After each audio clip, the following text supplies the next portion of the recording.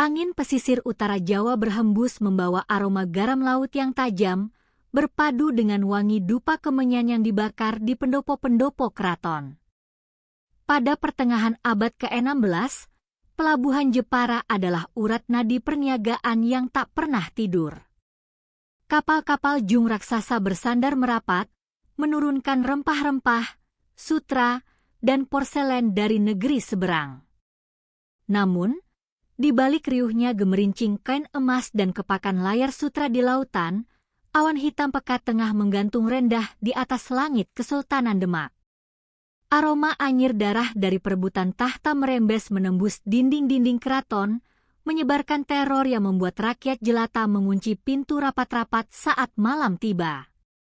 Kisah ini bukanlah sekadar catatan pinggir tentang intrik politik kerajaan biasa. Ini adalah sebuah epos berdarah tentang transformasi paling mengerikan dari seorang wanita di tanah Nusantara. Tentang seorang putri raja yang berhati lembut bagai sutra, yang dipaksa oleh kejamnya pengkhianatan untuk mengubah dirinya menjadi badai lautan yang paling mematikan. Kelak, armada-armada perang bangsa Portugis yang congkak akan gemetar ketakutan, menjulukinya Rainha di Japara, Senhora Poderosa Erica, Ratu Jepara, seorang wanita kaya dan berkuasa yang keberaniannya melampaui laki-laki manapun. Namun, sebelum meriam-meriam Jepara menghancurkan kapal-kapal Eropa di Selat Malaka, ada sebuah tragedi sunyi yang mengiris ulu hati. Sebuah duka tak terperi yang menelanjangi sang ratu dari segala kemewahan duniawinya. Mari kita tinggalkan sejenak kebisingan era modern ini. Kita putar waktu mundur, menembus kabut sejarah menuju masa jatuhnya Demak, di mana keris pusaka tak lagi digunakan untuk menjaga kedaulatan, melainkan untuk merobek usus saudara sendiri. Di sanalah, benih dari dendam paling epik di tanah Jawa mulai disemai dengan tetesan air mata darah. Sebelum kita menyelami lorong sejarah yang kelam ini lebih jauh, bagi Anda yang meyakini bahwa tak ada badai yang lebih menakutkan dari amarah seorang wanita yang hatinya dihancurkan, mari tinggalkan jejak di video ini dengan menekan tombol like dan subscribe. Retna Kencana, atau yang kelak dikenal sebagai Ratu Kalinyamat, adalah putri kesayangan Sultan Trenggana, penguasa agung Kesultanan Demak. Kecantikannya termasyur hingga ke seberang lautan, namun bukan parasnya yang membuat rakyat Jepara tunduk padanya, melainkan kecerdasan dan keanggunan budi pekertinya. Ia bersanding dengan Sultan Hadirin, seorang pangeran rupawan yang kebijaksanaannya sejuk bagaikan embun pagi. Pernikahan mereka adalah lambang kesempurnaan, sepasang merpati keraton yang memimpin Kadipaten Jepara menuju masa keemasannya. Ketika mereka memandang lautan dari beranda keraton, masa depan terlihat begitu benderang tanpa celah. Namun, kedamaian adalah barang yang paling mewah dan rapuh di lingkaran kekuasaan. Kematian Sultan Trenggana memicu perang saudara yang brutal. Arya Penangsang, adipati Jipang yang terkenal sakti, bertemperamen bengis, dan haus akan tahta, memulai pembersihan berdarah. Dengan keris pusaka setan kober di tangannya, ia mengirimkan telik sandi dan pembunuh bayaran untuk menghabisi Sunan Prawoto, kakak kandung Ratu Kalinyamat yang sah mewarisi tahta Demak. Mendengar kematian tragis kakak kandungnya, dunia Ratu Kalinyamat runtuh. Istana Jepara yang biasanya dipenuhi tawa dan lantunan tembang, seketika diselimuti isak tangis yang menyayat hati. Namun, kesedihan itu belum mencapai puncaknya. Digerakkan oleh rasa keadilan dan duka yang mendalam, Ratu Kalinyamat dan Sultan Hadirin berangkat menuju Kudus. Mereka berniat menghadap Sunan Kudus, guru spiritual yang juga merupakan guru dari Arya Penangsang, untuk menuntut keadilan atas pembunuhan keji tersebut. Udara di bumi Kudus siang itu terasa panas dan pengap, seolah alam menahan napasnya. Alih-alih mendapatkan keadilan, Sunan Kudus justru memberikan jawaban yang membekukan darah mereka. kematian Sunan Prawoto adalah karma atas dosa masa lalunya sendiri. Kekecewaan meremas jantung Ratu Kalinyamat. Ia menyadari tak ada perlindungan yang bisa diharapkan. Dengan hati hancur dan firasat buruk yang mencengkeram tengkuk, mereka berdua memacu kuda untuk segera kembali ke Jepara. Namun, iblis tak pernah tidur, dan Arya Penangsang takkan membiarkan ancaman lolos begitu saja. Di tengah perjalanan pulang, di sebuah jalanan sepi yang diapit oleh hutan jati yang gelap, puluhan pembunuh bayaran Jipang menyergap rombongan kecil Ratu Kalinyamat. Pertempuran tak seimbang meledak seketika. Denting pedang beradu memecah keheningan hutan. Sultan Hadirin, meski bukan seorang panglima perang yang bengis, bertarung layaknya singa terluka demi melindungi istri tercintanya. Nahas, jumlah musuh terlalu banyak. Sebuah sabetan senjata tajam menembus pertahanan Sultan Hadirin, mengoyak dadanya dengan brutal. Darah segar menyembur, mewarnai pakaian keratonnya yang putih bersih menjadi merah pekat. Sultan Hadirin ambruk ke atas tanah berdebu dengan suara berdebum yang menghentikan detak jantung Ratu Kalinyamat. Kanda, jeritan Ratu Kalinyamat membelah langit, lebih menyayat dari raungan hewan buas yang kehilangan anaknya. Ia menerjang maju, mengabaikan kilatan pedang di sekelilingnya, dan menjatuhkan diri di samping suaminya. Tangannya yang berhiaskan cincin emas mencoba menahan aliran darah yang terus mengucur deras dari dada Sultan Hadirin. Namun, lukanya terlalu dalam. Nafas suaminya tersengal-sengal, matanya yang teduh kini meredup menatap wajah istrinya untuk terakhir kalinya. Dalam hitungan detik yang terasa seperti keabadian, dada itu berhenti bergelombang. Nyawa pria yang paling ia cintai di seluruh jagat raya ditarik paksa dari genggamannya oleh kebiadaban ambisi politik. Di tengah hutan yang kini kembali sunyi, Ratu Kalinyamat duduk bersimpuh, memangku tubuh tak bernyawa suaminya. Darah segar merendam gaun sutranya yang mahal. Ia tidak menangis histeris. Keterkejutan dan kepedihan yang terlampau absolut telah melampaui batas kewarasan manusiawi. Matanya yang indah menatap kosong ke arah genangan darah di atas tanah. Di titik inilah, jiwa Retna Kencana yang lembut itu mati seutuhnya. Dan dari bangkai jiwanya yang hancur, perlahan-lahan bangkit sesosok entitas baru, seorang wanita yang urat nadinya kini tak lagi dialiri oleh darah, melainkan oleh lahar dendam yang siap membakar seluruh tanah Jawa. Matahari sore meneteskan cahaya saga di ufuk barat, seolah langit pesisir utara pun ikut meratapi darah yang tumpah di atas tanah berdebu. Iring-iringan kepulangan Ratu Kalinyamat ke keraton Jepara hari itu bukanlah pawai kemenangan yang dihiasi tabuhan gamelan dan sorak-sorai rakyat. Itu adalah sebuah prosesi kematian yang membekukan jiwa. Kereta kuda berjalan lambat, membawa jasad Sultan Hadirin yang telah pucat pasi, diiringi oleh keheningan ribuan rakyat Jepara yang tertunduk di sepanjang jalan. Isak tangis tertahan menggema dari gubuk-gubuk nelayan hingga ke pendopo istana. Pangeran bijaksana yang mencintai mereka telah dirampas oleh pedang pengkhianatan Arya Penangsang. Di dalam keraton yang kini terasa dingin dan hampa, Ratu Kalinyamat menolak untuk dibersihkan dari noda darah suaminya yang telah mengering dan mengerak di gaun sutranya. Ia duduk bersimpuh di depan jenazah sang suami, matanya yang biasa memancarkan kelembutan keibuan kini kosong, menyiratkan kedalaman palung lautan yang gelap dan tak berdasar. Dayang-dayang istana tak berani mendekat.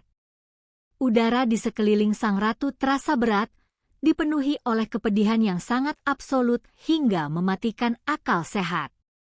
Ketika jasad Sultan Hadirin akhirnya diturunkan ke liang lahat dan ditutupi oleh tanah merah, Ratu Kalinyamat tidak meneteskan air mata lagi. Kesedihan telah membakar habis kelenjar air matanya, menyisakan bara api yang menyala terang di dalam dadanya. Ia kembali ke kamarnya, menatap ke sekeliling ruangan yang dipenuhi perhiasan emas, ranjang berukir kayu jati, dan lemari berisi kain-kain sutra terbaik dari Tiongkok dan Gujarat. Tiba-tiba, semua kemewahan itu terasa memuakkan. Mahkota kerajaannya terasa seperti lingkaran duri yang menusuk kulit kepala.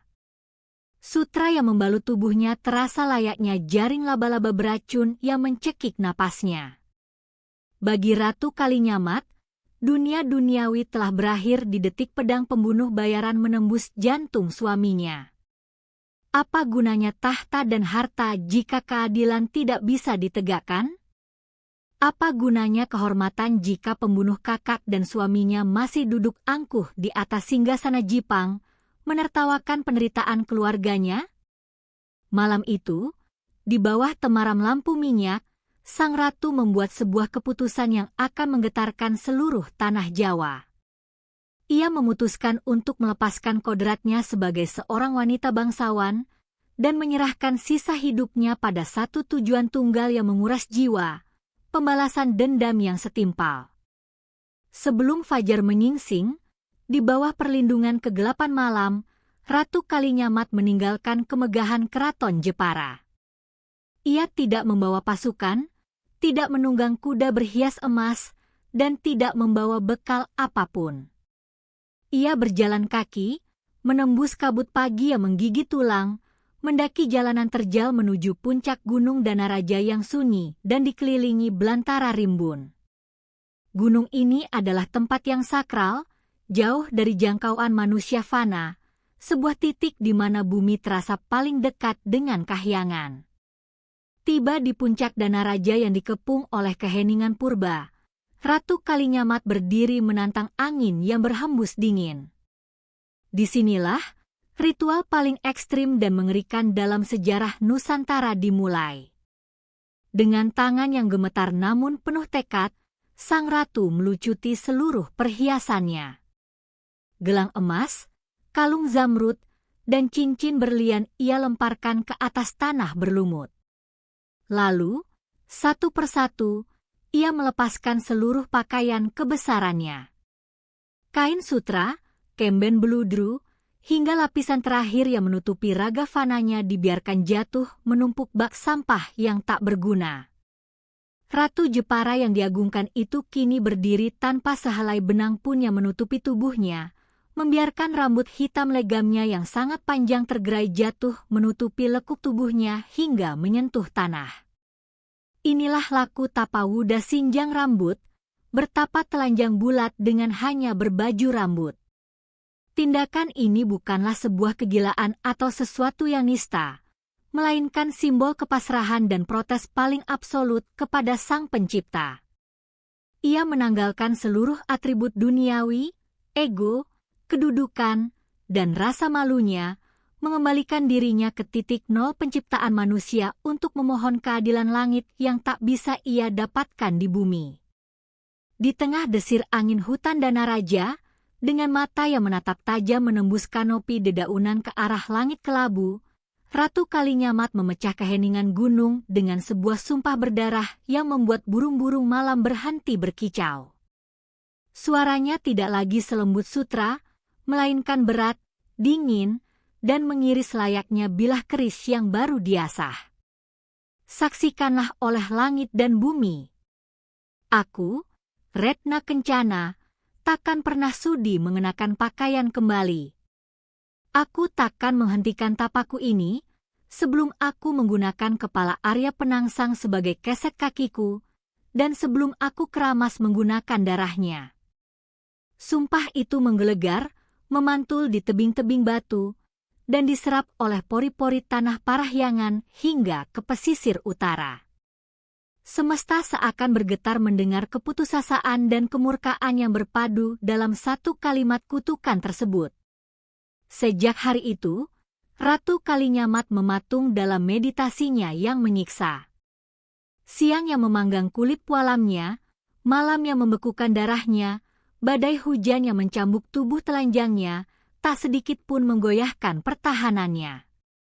Ia bermetamorfosis menjadi sebuah altar pemalasan hidup, menunggu takdir mengirimkan ksatria sakti yang mampu menunaikan sumpahnya, memenggal kepala sang tiran, dan membawakan cawan berisi darah untuk mencuci rambutnya yang terurai. Berita tentang sumpah telanjang Ratu Kalinyamat tak bisa dibendung oleh rimbunnya belantara dana raja. Layaknya angin monsun yang membawa badai, kabar itu bertiup kencang, merayap dari mulut ke mulut, melintasi gunung, menyeberangi sungai, hingga menggema di setiap alun-alun keraton dan pasar tiban di seluruh penjuru Jawa. Kisah tentang putri raja yang membuang segala kehormatan duniawinya demi membalas dendam menjadi sebuah legenda hidup yang menakutkan sekaligus membangkitkan ambisi. Dari puncak gunung pertapaannya, Ratu Kalinyamat mengeluarkan sebuah maklumat gaib, sebuah sayembara maut yang maharnya tak ternilai harganya oleh emas sebesar gunung sekalipun. Siapapun ksatria yang mampu memenggal kepala Arya Penangsang dan membawanya ke Dana Raja, akan mewarisi seluruh kekayaan Jepara dan mendapatkan dukungan politik mutlak dari Sang Ratu Lautan. Jepara saat itu bukanlah kadipaten sembarangan, ia adalah gerbang maritim tersibuk yang menguasai jalur rempah Nusantara. Tawaran itu adalah kunci menuju tahta kejayaan. Tergoda oleh harta, kekuasaan, dan ambisi untuk dicatat dalam sejarah, puluhan adipati, pendekar bayaran, hingga raja-raja kecil turun gunung.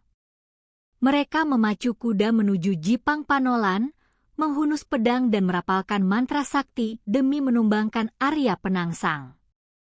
Namun, adipati Jipang itu bukanlah manusia sembarangan.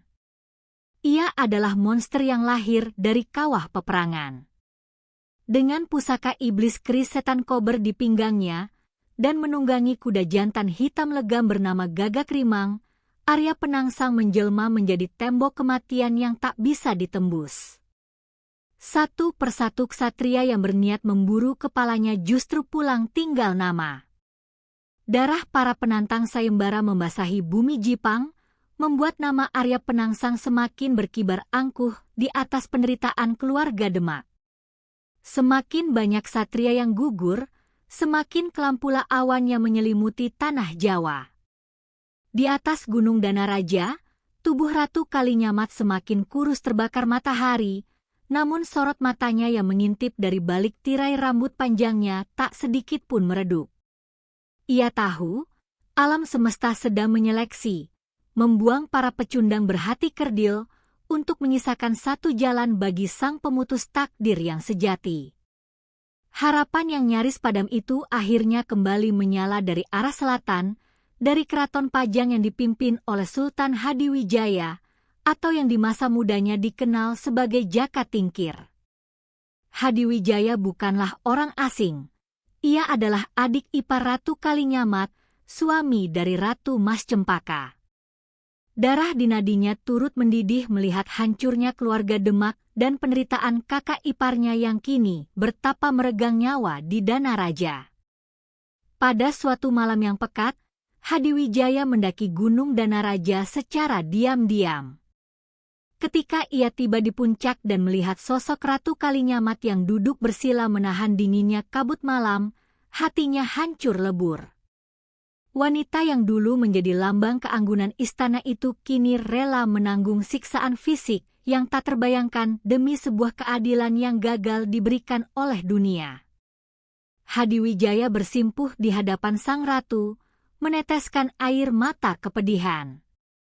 Ia bersumpah atas nama Tuhan dan tanah Jawa, bahwa ia sendiri yang akan memastikan kepala Arya Penangsang terpenggal. Namun, Hadiwijaya terikat oleh sumpah perguruan. Ia dan Arya Penangsang sama-sama murid dari Sunan Kudus. Pantang bagi seorang murid untuk saling membunuh secara langsung, karena itu sama saja dengan menampar wajah sang guru dan mengundang kutukan kualat.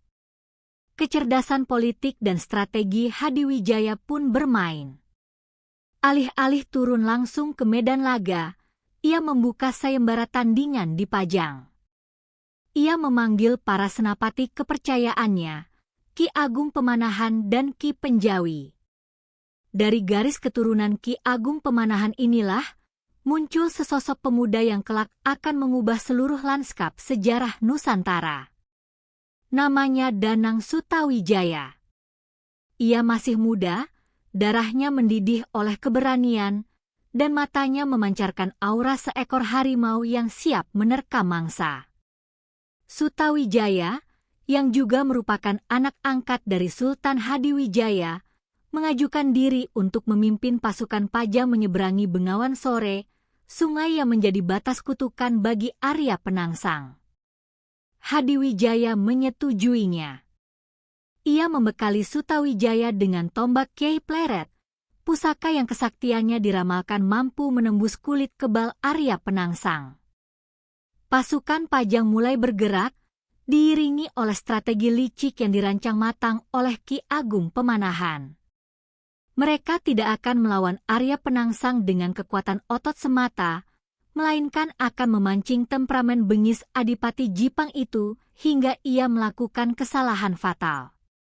Jarum jam takdir mulai berdetak lebih cepat. Angin kematian berhembus dari Pajang menuju Jipang, membawa janji pembalasan dendam dari atas Gunung Danaraja. Pertarungan yang akan menentukan siapa penguasa sejati tanah Jawa, sekaligus menuntaskan dahaga darah seorang ratu yang telanjang, segera meledak di tepi sungai Bengawan Sore. Matahari memancarkan terik yang membakar ubun-ubun ketika pasukan Pajang yang dipimpin oleh Sutawijaya tiba di tepian barat Bengawan Sore. Sungai ini bukanlah sekadar aliran air berarus deras, ia adalah garis demarkasi kutukan. Sebuah pantangan tak tertulis yang mengikat Arya Penangsang. Siapapun yang berani menyeberangi sungai ini terlebih dahulu untuk menyerang, kesaktiannya akan luntur di telan murka alam. Ki Agung Pemanahan, ahli taktik ulung dari Pajang, sangat memahami kelemahan fatal musuhnya. Arya Penangsang mungkin memiliki otot sekeras baja dan ilmu kebal, namun ia memiliki satu titik buta yang akan menghancurkannya, temperamennya yang meledak-ledak bagaikan tong mesiu yang terbakar. Di seberang sungai, benteng Jipang berdiri angkuh. Untuk memancing sang monster keluar dari sarangnya, Ki Agung Pemanahan merancang sebuah provokasi psikologis yang sangat biadab dan merendahkan martabat. Mereka menangkap seorang pekatik, tukang kuda, dan telik sandi Jipang yang tengah berpatroli. Alih-alih membunuhnya, telinga utusan itu dipotong sebelah, lalu sebuah surat tantangan yang diolesi kotoran diikatkan pada telinga yang berdarah itu. Utusan malang tersebut diusir kembali ke seberang untuk menyampaikan pesan penghinaan mutlak kepada junjungannya. Di dalam keraton Jipang, Arya Penangsang tengah menjalani puasa sunah. Ia baru saja hendak berbuka ketika utusan berlumuran darah itu tersungkur di hadapannya, membawa surat berbau busuk dari Pajang. Membaca tantangan hina tersebut, darah Arya Penangsang mendidih hingga ke ubun-ubun. Urat-urat di lehernya menonjol sebesar tambang. Matanya memerah menyala, menyorotkan kegilaan yang tak bisa lagi diredam oleh akal sehat maupun nalar agama. Kemurkaannya meledak seketika, mengalahkan rasa lapar, dahaga, dan segala petuah kehati-hatian dari guru spiritualnya, Sunan Kudus.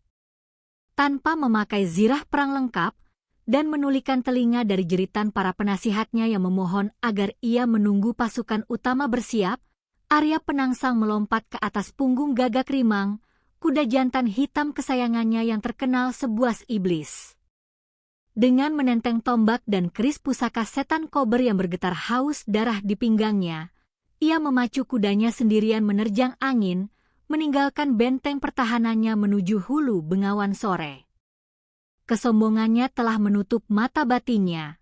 Ia tak sadar bahwa ia sedang berlari menuju perangkap maut yang dianyam rapi oleh takdir. Ketika Arya Penangsang tiba di tepian timur Bengawan Sore, napas kudanya mendengus liar. Di seberang sungai, Sutawijaya telah menunggunya dengan tenang. Namun, kelicikan Pajang belum usai. Sutawijaya tidak menunggangi kuda jantan perkasa, melainkan seekor kuda betina yang sengaja dipotong ekornya, memancarkan aroma berahi yang sangat kuat. Mencium aroma kuda betina tersebut, Gagak Rimang yang tengah dalam puncak gairahnya mendadak lepas kendali. Kuda hitam beringas itu mengabaikan tarikan tali kekang Arya Penangsang. Sambil meringkik keras, Gagak Rimang melompat menerjang derasnya arus Bengawan Sore, membawa tuannya melanggar pantangan terbesarnya sendiri. Saat tapak kaki Gagak Rimang menyentuh tepian barat sungai, kesaktian Arya Penangsang memudar, namun keangkuhannya tetap membara. Pertarungan epik pun pecah. Debu berterbangan menutupi matahari saat dua ksatria itu beradu senjata. Kuda mereka meringkik, saling menendang dan menggigit. Sutawijaya yang lebih muda dan gesit berhasil menghindari tebasan maut musuhnya. Dalam sepersekian detik yang menentukan sejarah tanah Jawa, Sutawijaya melihat celah di perut Arya Penangsang yang terbuka. Dengan teriakan yang menggetarkan bumi, Sutawijaya menghunuskan tombak Kiai Pleret ke depan. Mata tombak keramat itu melesat kilat, merobek udara, dan menancap telak menembus perut Arya Penangsang. Darah segar menyembur keluar bersamaan dengan robeknya lambung sang Adipati Jipang. Sutawijaya menarik tombaknya mundur, bersiap melihat musuhnya tumbang. Namun, apa yang terjadi selanjutnya membuat seluruh pasukan Pajang menahan napas dalam kengerian yang mencekam.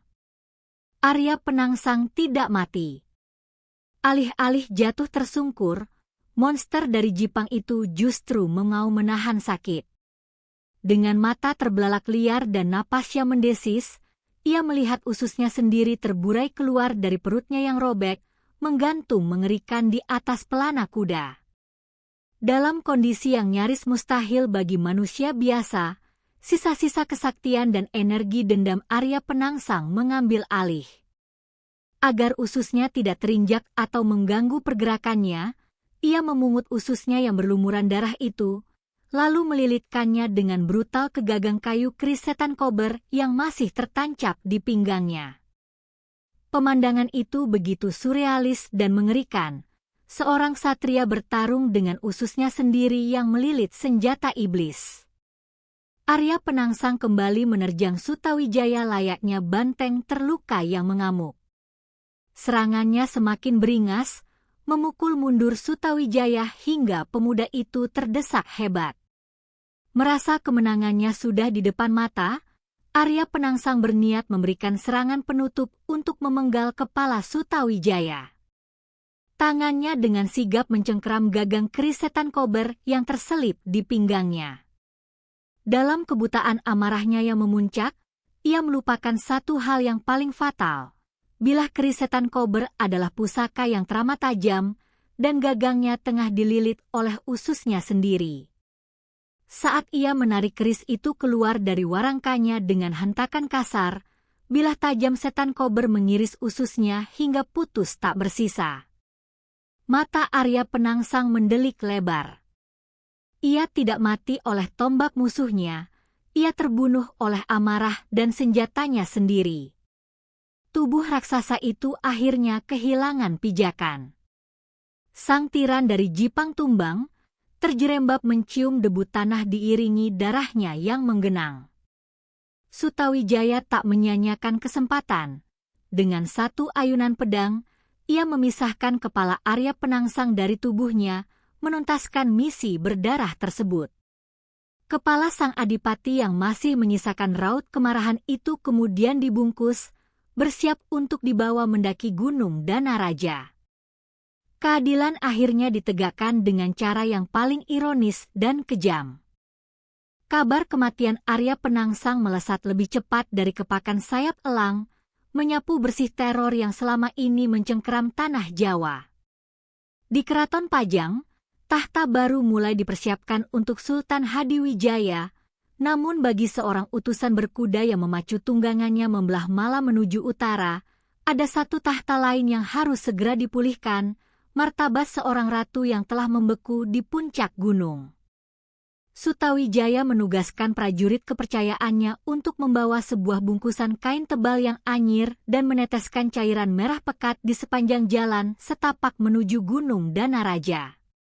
Kabut pagi yang tebal dan menggigit tulang masih menyelimuti puncak Danaraja ketika rombongan kecil itu tiba. Di atas sebuah batu datar yang telah ditumbuhi lumut, siluet Ratu Kalinyamat tampak tak tergoyahkan. Tubuhnya yang dulunya padat berisi kini mengurus, dipahat oleh kejamnya cuaca dan puasa panjang. Rambut hitamnya yang mengular hingga menutupi tubuh tanpa busananya itu tampak kusut masai, namun auranya memancarkan keagungan purba yang membuat para prajurit Pajang gemetar dan menundukkan pandangan mereka. Mereka tidak berani menatap sang ratu secara langsung, menyadari betapa sakral dan mengerikannya sumpah yang tengah dijalani wanita itu. Sang utusan melangkah maju dengan lutut gemetar. Ia meletakkan bungkusan kain berlumuran darah itu tepat di bawah telapak kaki Ratu Kalinyamat. Dengan suara yang tertahan oleh rasa hormat dan kengerian, utusan itu bersujud menyentuh tanah basah. Gusti Kanjeng Ratu. Keadilan telah ditegakkan oleh Senapati Pajang, Danang Sutawijaya. Sang tiran dari Jipang, Arya Penangsang, telah tewas oleh ususnya sendiri dan terpenggal oleh tombak Ki Pleret. Ini adalah kepalanya, Gusti, persembahan lunas untuk sumpah suci Paduka. Mendengar kalimat itu, napas Ratu Kalinyamat yang selama ini begitu pelan dan teratur, tiba-tiba terhenti. Kelopak matanya yang terpejam perlahan terbuka. Tatapan matanya yang kosong dan beku seketika mencair, digantikan oleh nyala api yang begitu terang hingga seolah mampu membakar kabut di sekelilingnya. Tangannya yang kurus gemetar meraih bungkusan kain itu, membukanya perlahan.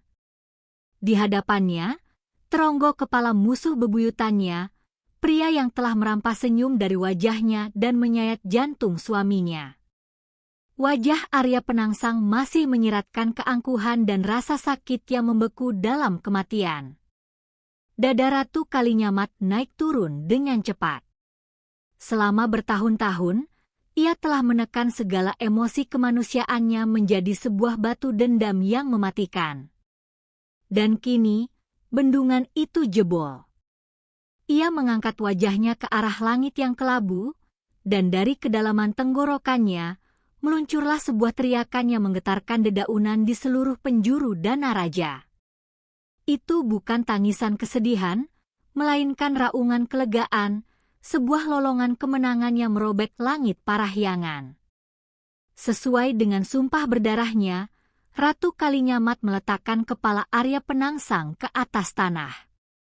Ia menginjakkan kedua telapak kaki pualamnya tepat di atas wajah sang tiran, menjadikannya keset hina untuk membersihkan debu pertapaannya. Kemudian, dari cawan bambu yang telah dipersiapkan, sisa-sisa darah dari leher Arya Penangsang diguyurkan ke atas kepalanya. Darah merah pekat itu mengalir deras, membasahi rambut panjangnya, menetes melewati wajahnya, menyucikan jiwanya dari belenggu dendam. Mandi darah itu adalah ritual pembaptisan ulang, sebuah kematian bagi Retna Kencana yang lembut, dan kelahiran abadi bagi sang Ratu Jepara yang tak kenal ampun. Hari itu, Gunung Danaraja menyaksikan turunnya kembali seorang manusia ke dunia fana. Ratu Kalinyamat mengusap sisa darah dari wajahnya, lalu dayang-dayang keraton yang menyusul dengan berlinang air mata segera membalut tubuh sang ratu dengan kain-kain sutra terbaik berlapis emas. Mahkotanya kembali disematkan. Namun, wanita yang menuruni gunung itu bukanlah ratu yang sama saat ia mendakinya bertahun-tahun silam. Kelembutannya telah mati dikubur bersama suaminya di Kudus. Yang kini memegang tampuk kekuasaan Kesultanan Jepara adalah sosok perwujudan dari Dewi Perang. Kembali ke keraton, Ratu Kalinyamat tidak membuang waktunya untuk meratapi masa lalu atau berpesta pora merayakan kematian musuhnya. Sumpahnya memang telah tuntas, Namun penderitaan yang ia alami telah membuka mata batinnya tentang betapa kejamnya dunia. Untuk melindungi tanah dan rakyatnya, ia tidak butuh air mata. Ia butuh meriam, kapal perang, dan bubuk mesiu. Di bawah komando tangannya yang dingin, pelabuhan Jepara disulap menjadi galangan kapal militer paling sibuk di Nusantara. Harta kekayaan yang melimpah ruah tidak ia gunakan untuk membangun istana emas, melainkan untuk membangun armada tempur laut raksasa. Kapal-kapal Jung Jepara yang berukuran masif, yang mampu mengangkut ribuan prajurit dan ratusan meriam perunggu, mulai memenuhi perairan utara Jawa. Ia melatih prajuritnya dengan disiplin besi, mengubah para nelayan menjadi marinir tempur yang rela mati di bawah panji kerajaannya. Keperkasaan Ratu Kalinyamat terdengar hingga ke ujung dunia. Ketika bangsa Portugis yang sombong menguasai Malaka dan memonopoli rempah-rempah dengan kejam, banyak raja Melayu yang gemetar ketakutan. Namun tidak dengan Ratu Kalinyamat. Mendengar jeritan Kesultanan Johor dan Aceh yang ditekan oleh penjajah Eropa, sang ratu mengirimkan armadanya. Ratusan kapal Jung raksasa Jepara yang dipersenjatai meriam membelah ombak Selat Malaka, membombardir benteng-benteng Portugis dengan hujan peluru dan api. Para jenderal Portugis yang awalnya menertawakan gagasan bahwa sebuah kerajaan dipimpin oleh seorang janda, seketika bungkam dalam teror. Kapal-kapal karavel Eropa yang lincah dihancurkan oleh tebalnya lambung Jung Jepara. Prajurit Jepara bertarung seperti singa kelaparan. Penulis sejarah Portugis ternama, Diogo do Couto, menuliskan catatan sejarahnya dengan tangan gemetar. Ia tidak punya pilihan lain selain mengakui kedahsyatan wanita dari Jawa itu, menjulukinya Rainha de Japara, Senhora Poderosa Erica, Ratu Jepara, wanita yang sangat berkuasa dan kaya raya, yang keberaniannya membuat para pria di Eropa menundukkan kepala. Ratu Kalinyamat tak pernah menikah lagi. Ia telah mengikat janji sucinya bukan pada seorang pria, melainkan pada kebebasan dan kedaulatan tanahnya. Kisah tapa telanjangnya di Danaraja tak lagi dilihat sebagai aib keputusasaan, melainkan dikenang sebagai lambang pengorbanan tertinggi yang melahirkan kemerdekaan. Dari tetesan air mata duka seorang janda, Nusantara menyaksikan lahirnya badai lautan yang paling mematikan. Sebuah bukti abadi bahwa karma akan selalu menemukan jalannya, dan bahwa amarah seorang wanita yang kehilangan cintanya, mampu membakar armada-armada terkuat di dunia hingga menjadi abu di dasar samudera.